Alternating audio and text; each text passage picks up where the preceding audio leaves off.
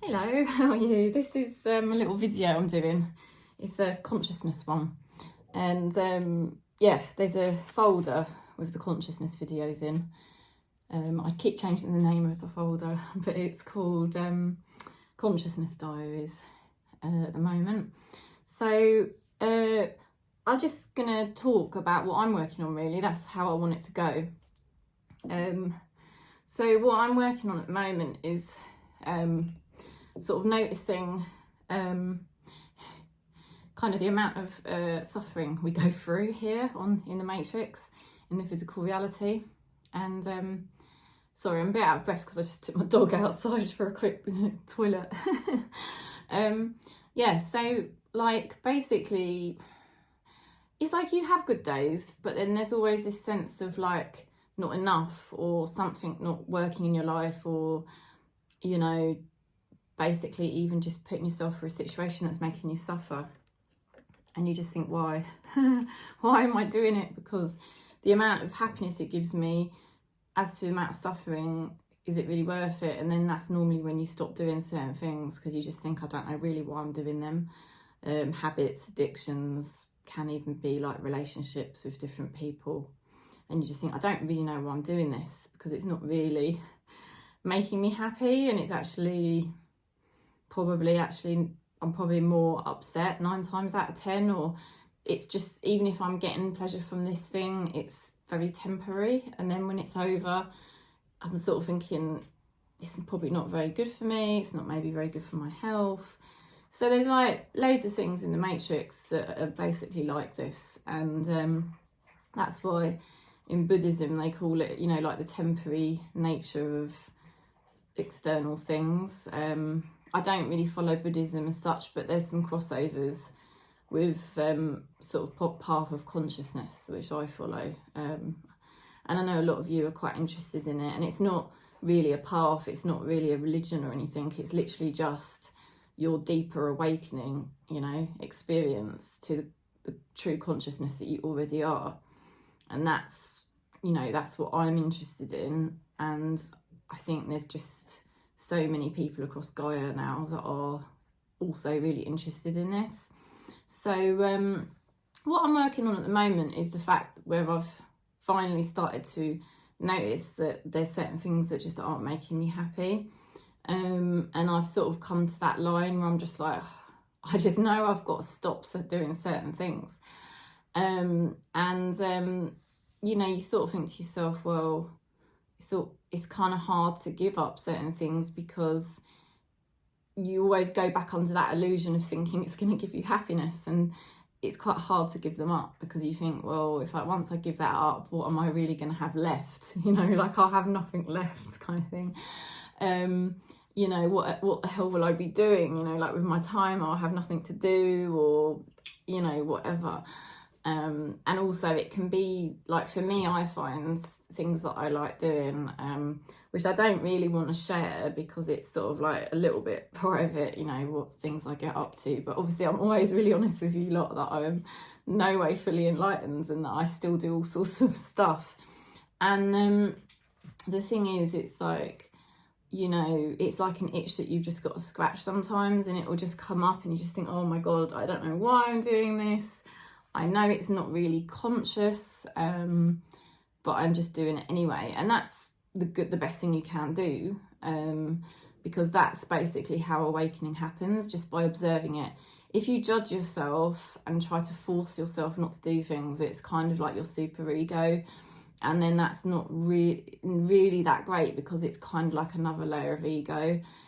It's okay to stop doing things when it feels manageable, and when it feels like natural, like you just naturally realise, I'm just really not that interested in this, and it's not really, there's no real benefit for me anymore. Can still take a little bit of willpower, obviously, because the ego is very unpredictable, and sometimes it will just simmer down, and then other times it will come back up when you least expect it, and tell you that you want that thing or that person again, and you think, oh, I thought I didn't really care anymore, and then boom, it kind of blindsides you. And that's the nature. That's why we don't like the ego, because it messes with our heads. Yeah, I mean, basically, what Ramana Maharishi taught was that, you know, our kind of wanting to get happiness from external objects or people is just coming from the ego. So once you eradicate your ego, you don't any longer feel the need to grasp at these external things like forms, objects, people. So that's basically it. You know, we've just got to get rid of the ego. And once the ego's gone, we won't keep falling into this silly illusion that certain habits or addictions or people are going to make us happy. And obviously getting rid of the ego, you know, wouldn't that be lovely if it was a really easy thing to do? Because then, you know, you'd be peaceful all the time, and you wouldn't get these kind of cravings or yearnings or upsets, you know, because basically the only real upset is for the ego.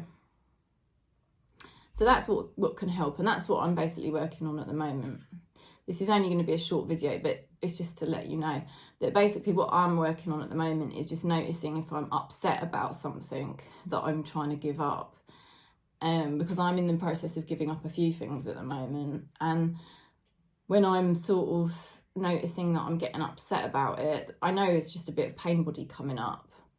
So that's a good thing as well, because that means I'm purging out old pain body. I just remind myself that actually it is just my ego that's upset. Because the ego is upset when you give up stuff. You know, it doesn't want you to. It wants you to stay grasping and attaching to things. That's what the ego wants you to do. So it has a tantrum when you start to give things up. And that's the resistance you start to feel inside yourself, and the upset you start to feel. It's all just the ego, you know. And so Ramana Maharishi's practice was always just to sort of say, to whom do these thoughts arise? Who am I? You know, I don't tend to do that as much. It's called self-inquiry. You can look it up. But I don't tend to say, who am I? But I just tend to observe what's happening and just remind myself, observe it and go, oh yeah, that's my ego. And that's it. The more you just observe it and remind yourself, it's just my ego that's getting upset. Because my true consciousness is not upset about giving these things up. My true consciousness is here all the time. And that's the deeper level. That's the deeper level of consciousness that I already am. And it's totally at peace with everything that's going on around me. You know, and that's who I really am. And when you remind yourself of that, it centers you back in the self. And then these external things that you're giving up sort of become,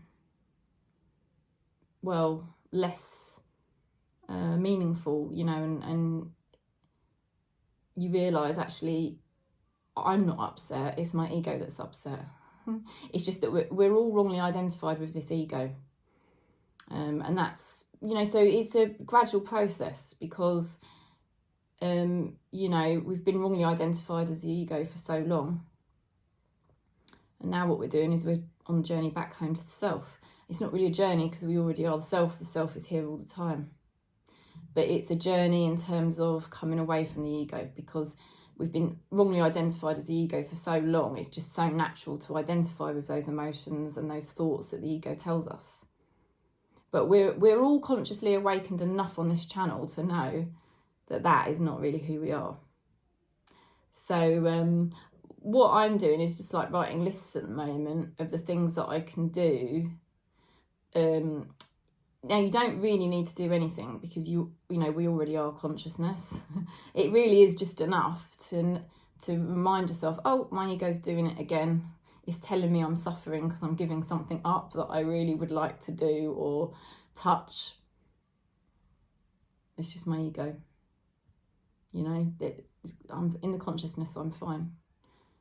You know, that's really enough to just keep doing that every time it's happening. And you do have to be diligent with it. You've got to keep practicing that, because if you don't, the ego will soon start to grip hold of you again. And before you know it, you're completely identified with that ego, and then you're feeding your pain body and it's all increasing back up again. And all the horrible feelings and the suffering starts to come back up again. So you do have to be diligent with your practice. But as you keep coming back into the self, you're centering yourself, it becomes stronger, becomes more natural, and then that ego can't have such a grip on you, you know. And basically the external reality has less of a grip on you as well. And so you don't really need to do anything else. But little tip for you, what I'm doing at the moment is just like, I'm writing little lists of the things I like. So I like watching teachings and satsangs by people like Eckhart Tolle, Muji. There's a guy called Michael James who does all the Ramana Maharishi teachings. If you look up Michael James, he's got a white beard. I'm watching him a lot at the moment. There's also a Ramana Maharishi centre in New Delhi, and they do chanting at the beginning of each satsang. It's like half an hour chanting, and I find that really helps. If you go on Muji, his channel on YouTube, these are all on YouTube, by the way. If you do Muji, he's actually got a music channel, and there's lovely music on there. And then obviously if you go onto Eckhart Tolle's channel, he's got a whole section of meditations. So that's what I'm trying to look at the moment, to help me connect with this inner self rather than the external self, which is the ego and the matrix.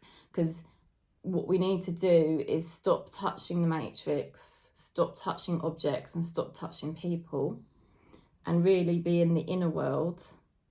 And when you're in the inner self, you see, you sort of don't have the ego, you see.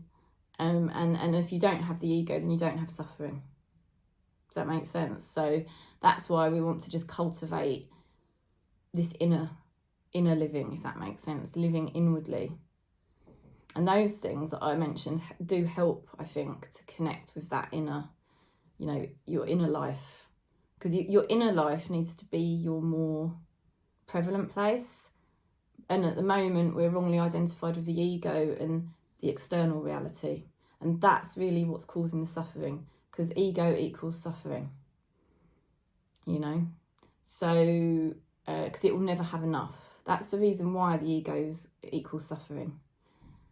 Ego equals suffering, and it equals external reality. So if you stop touching the external reality, it lessens your ego, which lessens the suffering. If you go inwardly, that's the true bliss, that's the love. It can be hard to feel if you're going through a lot of pain body, you've got a lot of negative mind activity, but if you push through it, I mean, it took me 2.5 years to get where I am now, you do burn it off. And then you start to realise that, yeah, it is happiness in here. And when I go outward, you start to notice more and more how as you go outward, that does give rise to the ego, it gives rise to the external reality, and it gives rise to suffering. They're all interlinked, you see. So that's what I'm focusing on. That's the diary for today, just to share with you, and my little tips, really. But yeah, so it's just observing when you do touch the external reality, that's fine. You just observe it and you just go, oh, I'm doing it again. And the ego's wanting to do that again. And then noticing the feelings of suffering that come up, and you start, it's helping to expand your consciousness. So it's a natural process. It's not a process of forcing yourself to stop things before you're ready. That's not what it is. It's a natural thing.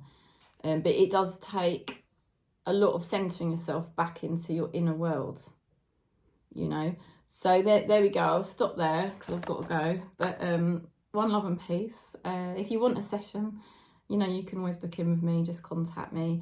You can email me, and you can also just message me on Facebook. If you look up Awakening Tarot, just look me up on there, Awakening Tarot.